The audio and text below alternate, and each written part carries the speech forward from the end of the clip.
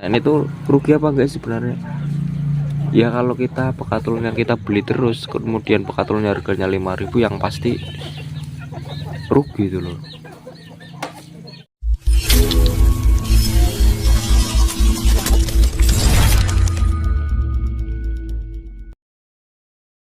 Assalamualaikum warahmatullahi wabarakatuh teman-teman semua.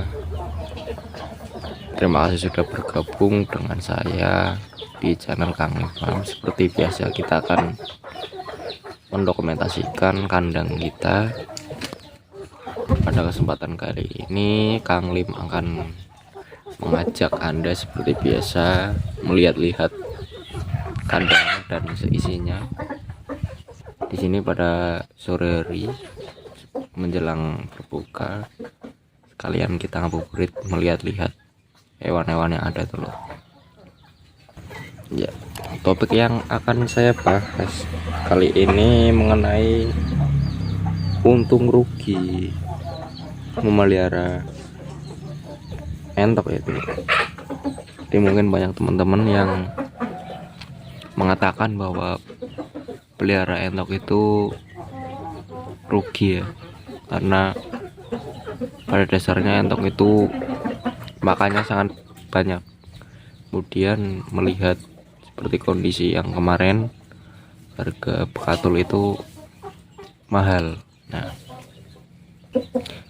ya memang benar bisa dikatakan rugi ketika jumlah yang kita keluarkan untuk pakan itu tidak sebanding dengan hasil yang kita jual dulur. Nah, tinggal kita bagaimana tujuan ternak kita itu untuk apa, atau mungkin kita ternak untuk konsumsi sendiri atau memang mencari keuntungan. Nah, kalau memang kita ternak itu untuk mencari keuntungan, ada beberapa hal yang harus digarisbawahi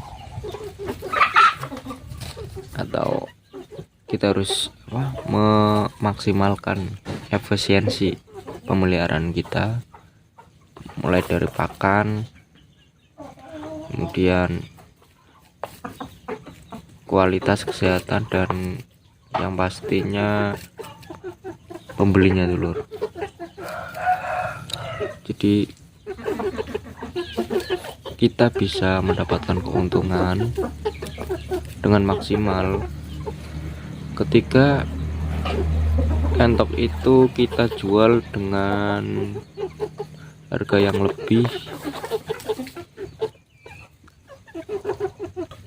Nah, harga yang lebih itu biasanya mungkin terjadi ketika 1 tahun sekali. 1 tahun sekali itu ketika bulan puasa mau lebaran dulu. Nah, itu pasti harga naiknya mungkin 100% ya, atau 80%. Yang normalnya harga 120, 130, kalau lebaran itu 200 sampai 250. Nah, jarang kita menemukan yang lebih mahal dari 200 ya. Jadi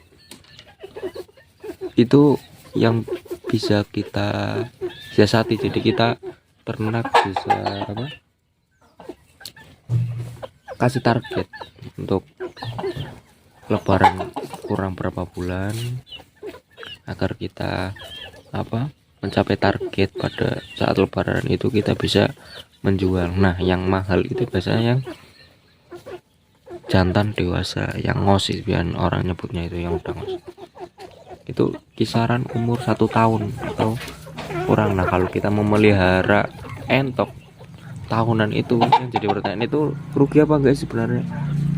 Ya kalau kita pekatul yang kita beli terus kemudian pekatulnya harganya 5.000 yang pasti rugi itu loh. Nah, untuk mensiasati ya kita harus bisa memanajemen pakan dulu.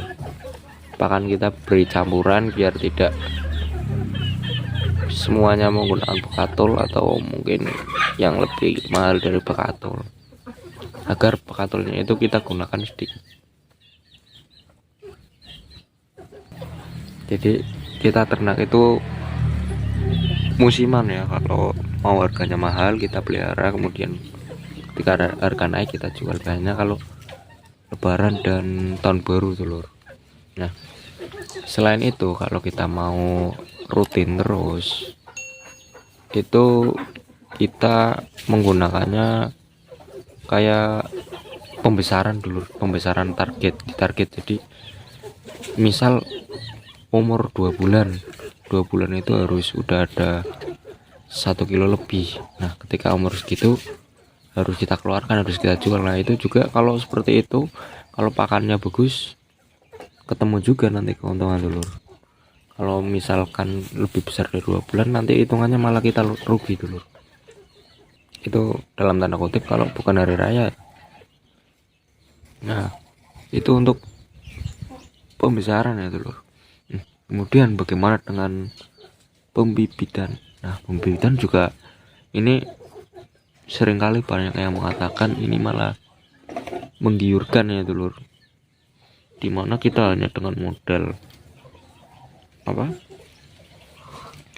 babon bisa cepet balik modal ketika babon itu sudah beranak dulur. Itu memang benar. Jika kita memulainya dengan benar, kemudian entok itu bertelur dengan maksimal, kemudian tetesannya juga maksimal. Nah, itu nanti kita akan ketika anak pertama, penetasan pertama di entok yang kita beli itu katakanlah bisa balik modal ya. Misal kita membeli babon dengan harga 90 ya, 90.000 biasanya kalau babon. Kemudian ketika entok itu bertelur dan menetas, misal mintinya itu yang menetas jumlahnya 10 dan kita hargai 12.000 per ekor, tinggal 12 kali 10-an 120. Nah, artinya itu kita dalam penetasan pertama pun sudah paling modal.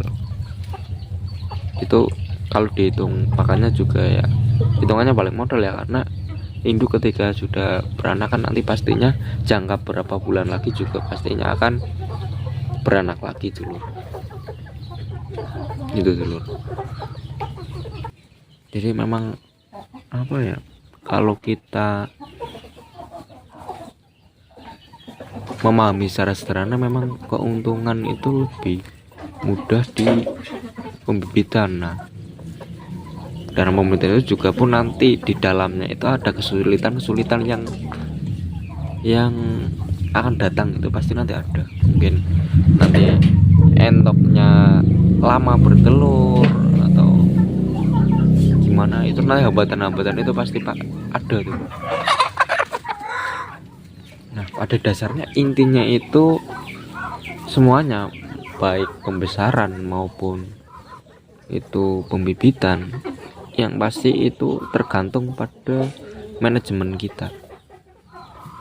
Nah, yang faktor terpenting adalah pakan telur, itu yang menjadi indikator rugi atau tidak ketika kita pakannya itu melebihi harga jual atau enggak, itu dulur. Jadi semua bisa untung tergantung dari pakan yang kita keluarkan dulur.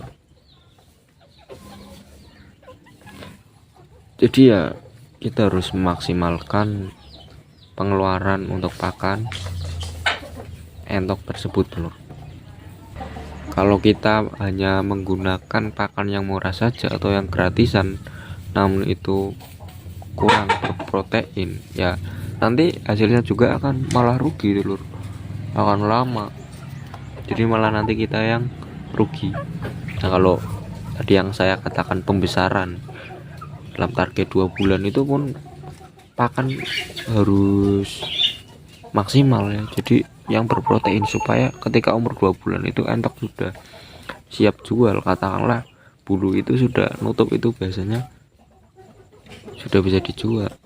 Namun balik lagi dulu, karena entok itu umur berapapun pasar menerima ya ketika kita jual dalam bentuk usia 1 minggu setelah penetasan, 1 bulan, 2 bulan, dan kalau sudah dewasa, kalau masih dire juga bisa kita jual. Jadi entok itu fleksibel aja.